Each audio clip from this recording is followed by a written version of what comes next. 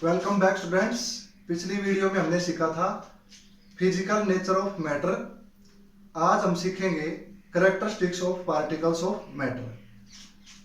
तो हमने पिछली वीडियो में एक्टिविटी 1.1 के अंदर वाटर के अंदर साल्ट या शुगर को मिक्स किया था और एक्टिविटी 1.2 के अंदर हमने पोटासियम परमैंगनेट को मिक्स किया था। पोटासियम परमैंगनेट की जगह हम डेटोल आदि को भी मिक्स कर सकते थे और वहां से हमें दो फिजिकल नेचर प्राप्त हुई थी। एक तो ये कि जो मैटर है वो पार्टिकल से बना हुआ है और जो पार्टिकल्स होते हैं वो बहुत ज्यादा छोटे होते हैं। तो इन दोनों ही एक्टिविटीज के अंदर क्या हो रहा था कि जो पार्टिकल्स थे, particle of one type of matter intermix with the particle of other, यानी कि एक प्रकार के मैटर के पार्टिकल दूसरे प्रकार के मैटर के पार्टिकल में मिक्स हो रहे थे। ये मिक्स क्यों हो रहे थे? क्योंकि the particles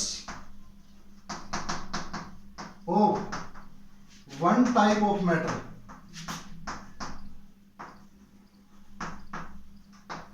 goes into the space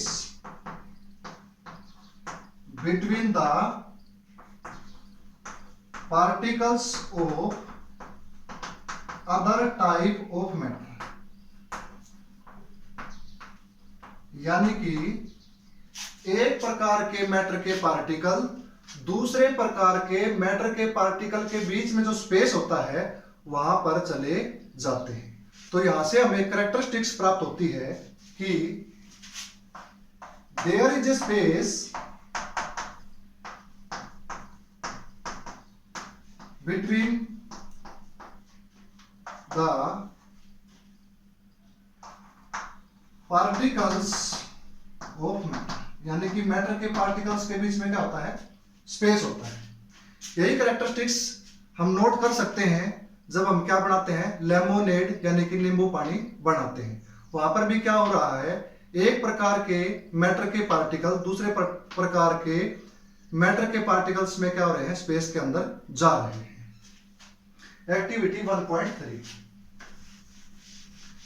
इस एक्टिविटी को हम अपने घर पे भी कर सकते हैं, क्लासरूम के अंदर भी कर सकते हैं।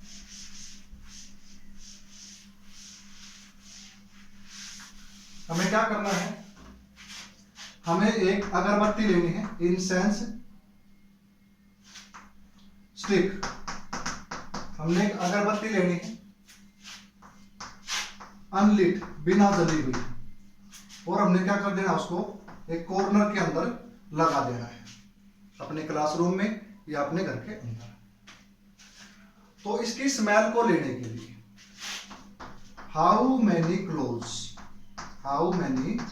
Close to get its smell, इसकी स्मेल को लेने के लिए हमें कितना नजदीक जाना पड़ता है। फिर क्या करना है? हमने इस अगरबत्ती को जला देना है और सेम कॉर्नर के अंदर रख देना है। फिर से यही क्वेश्चन है कि इसकी स्मेल को लेने के लिए हमें कितना नजदीक जाना पड़ता है। तो जब अगरबत्ती जली हुई नहीं थी तब तो हमें इसकी स्मेल को लेने के लिए ज्यादा नजदीक जाना पड़ता है, और जब हम इसको जला देते हैं तो हम थोड़ी सी दूर जाकर भी इसकी स्मेल को ले सकते हैं। एक्टिविटी 1.4, हमने क्या करना है? दो बीकर लेने हैं, 1, 2, और दोनों के अंदर ही हमने क्या लेना है? वाटर लेना है। हमने बीकर को कम से कम आधा भर लेना है। पहले बीकर के अंदर हमने क्या डालनी है? इंक यानी कि स्याही डालनी है, रेड कलर की या ब्लू कलर की। दूसरे के अंदर हमने क्या डालना है? हनी यानी कि शहद को डाल देना है, और हमने क्या छोड़ देना है? दोनों को अनडिस्टर्ब, यानी कि हमने इसको डिस्टर्ब नहीं करना। तो क्या होगा? जो स्याही है, इंक है, वो जल्दी मिक्स हो जाएगी, और जो शहद है वो क्या होगा? देरी से मिक्स होगा, यानी कि धीरे धीरे मिक्स होगा। लेकिन दोनों ही कंप्लीटली क्या होंगे, मिक्स हो जाएंगे। स्याही थोड़ी जल्दी हो जाएगी और शहद देरी से क्या होगा, मिक्स होगा। एक्टिविटी 1.5, यहाँ पर हमने क्या करना है, 2 बीकर लेने हैं। एक के अंदर हमने कोल्ड वाटर लेना है और दूसरे के अंदर हमने हॉट वाटर को लेना है। दोनों के अंदर ही हमने या तो कॉपर सल्फेट को डालना है, दोनों के अंदर, एक के अंदर नहीं डालेंगे, या तो कॉपर सल्फेट को और या फिर हमें डालना है पोटासियम परमैंगनेट को, हमने डाल देना है। तो जो मिक्स होगा कॉपर सल्फेट या पोटासियम परमैंगनेट, क्या वो कोल्ड वाटर में जल्दी मिक्स होगा या हॉट वाटर के अंदर जल्दी मिक्स होगा? इन विच बीकर मिक्स फास्ट, यानी कौन से बीकर के अंदर कॉपर सल्फेट या पोटासियम परमैंगनेट जल्दी मिक्स होगा? तो हम देखेंगे कि हॉट वाटर के अंदर कॉपर सल्फेट डाला है तो कॉपर सल्फेट और पोटासियम परमैंगनेट डाला है तो पोटासियम परमैंगनेट क्या होगा, जल्दी मिक्स होगा। तो हमने 3 एक्टिविटी की, 1.3, 1.4 और 1.5। तो यहां पर क्या हो रहा है, तीनों के अंदर ही हम नोट करें तो एक कैरेक्टरिस्टिक्स हमें मिलती है, वो ये है कि the particles of matter are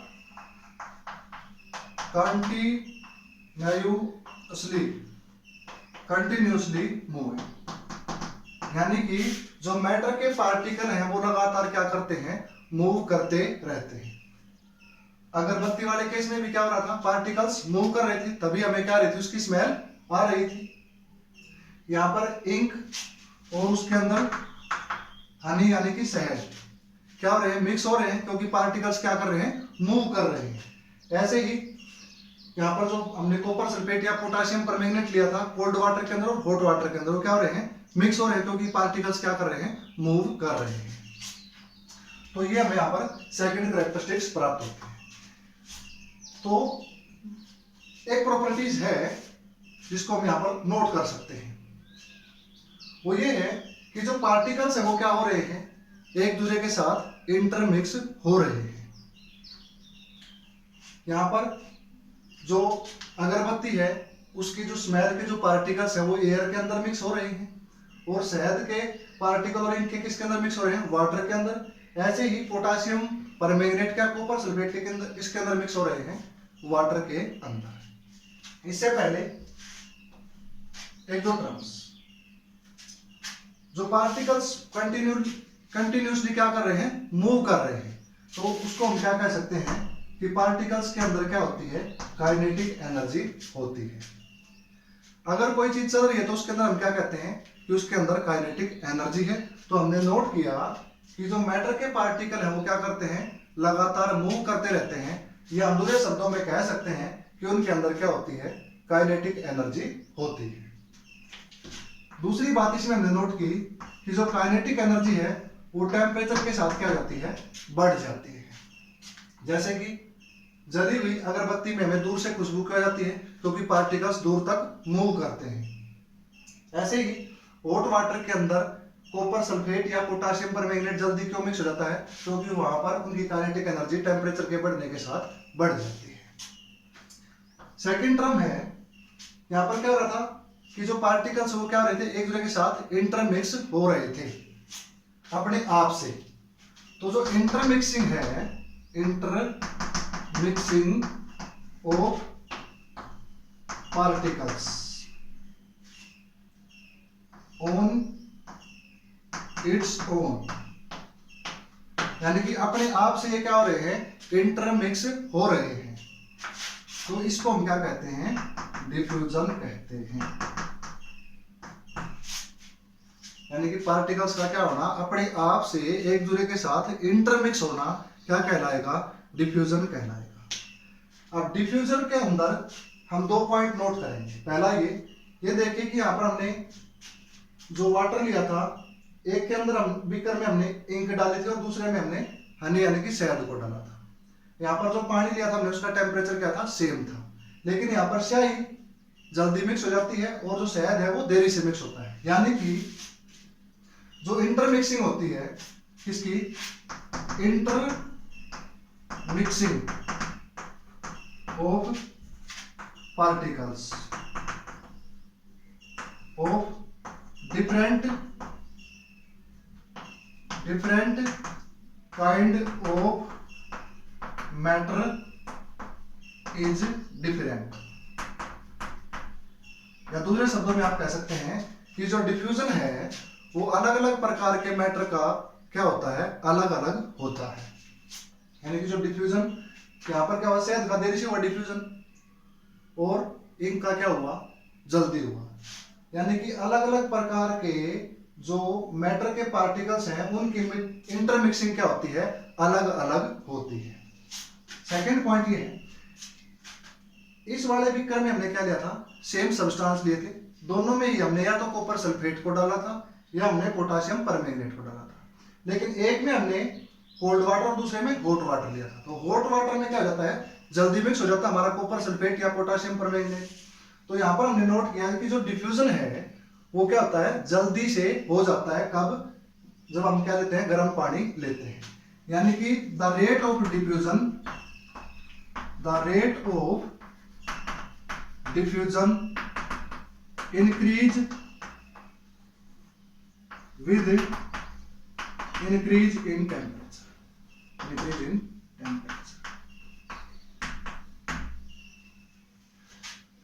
तो एक्टिविटी 1.3, 1.4 और 1.5 के अंदर हमने सभी में एक कॉमन कैरेक्टरिस्टिक्स नोट की। वो तो ये कि जो पार्टिकल्स हैं मैटर के वो क्या करते हैं, लगातार मूव करते हैं।